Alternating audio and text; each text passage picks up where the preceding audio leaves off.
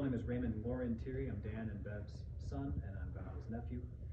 We're gathered here today to celebrate Val's life and reflect on her legacy.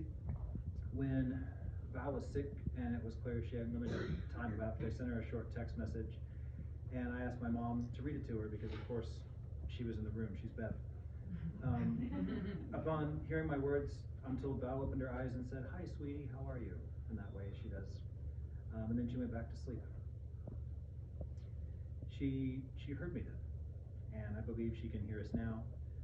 I can't speak for all of us. My relationship and history with her is hers and mine alone. And so family and friends, I wrote her another note and would like to use this time to read it to her. Hey Val, it's Ray. Thank you for bringing us all together today. Losing you has been very hard for me, a lot harder than I anticipated. It has stirred up a lot of memories. As a kid, you loved me unconditionally. You supported me when I needed a place to be when my parents were working. And you taught me the valuable life lesson of, I cook it, you clean it. One day, Scott and Angie Lesher from next door were there as usual. Kelsey dog was barking out in the yard, and freight trains passed seemingly every few minutes. I thought I could get out of cleaning the kitchen that day by simply not eating lunch. To my chagrin, you informed me that eating or not eating is my business, not yours. I cook it, you clean it. I still remember how upset I was as I swept the floor on an empty stomach. That was over 30 years ago, I've never forgotten. Erin and the kids are back home in Arizona right now.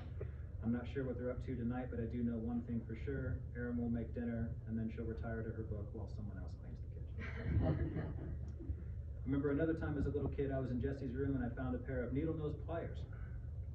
I was fascinated by the wire cutter portion of these pliers, and I quickly and confidently surmised that the men in my life must regularly use these as grown-up scissors.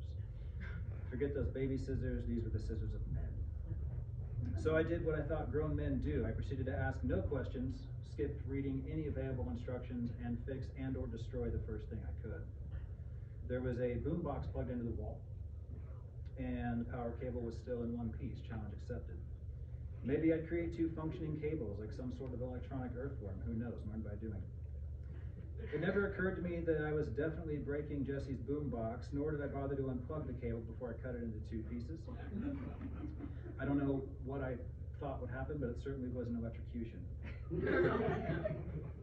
So anyway, after the loud bang and temporary power outage, you ran in to assess the damage, and I did what any good kid would do. I told you the truth.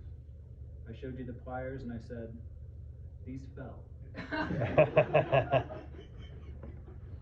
You could have scolded me, but instead you started laughing that full belly laugh that all the Thierrys have, and you delightfully told a similar story about the time my dad told everyone he caught a lit firecracker that somebody threw from a moving car. Apparently firecrackers and pliers can fall much farther than apples.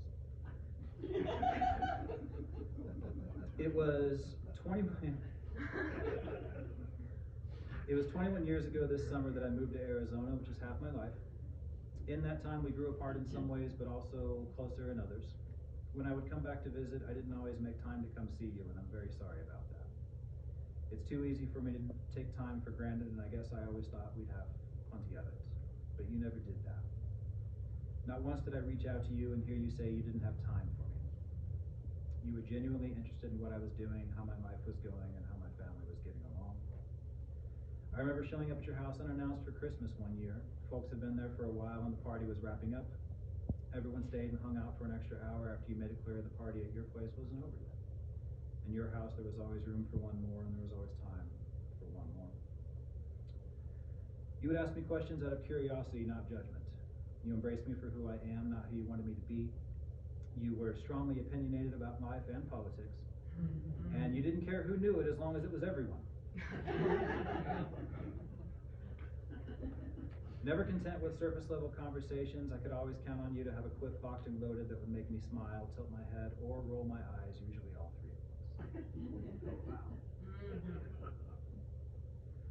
When I got the news about your declining health, I expected to miss you, to reflect on our time together, and to cry. I wasn't prepared for just how much I'd do all three. I sent Sarah a brief video message about you, partly because I was hurting, but also because I wanted her to know I care. What she doesn't know is that I spent over an hour recording and deleting messages about you, fighting through tears as the gravity of I haven't done a good job of keeping in touch with my family over the years, but I am going to do better. I even created a Facebook account, and Sarah and I are now indeed Facebook friends. Yes, he does. And you were right about her too. She was just a little kid when I left, and now she's a cute blonde in her 30s. I don't know Scott very well, but I'll have to mention that I also married a hot blonde, so well done, bro. Amen.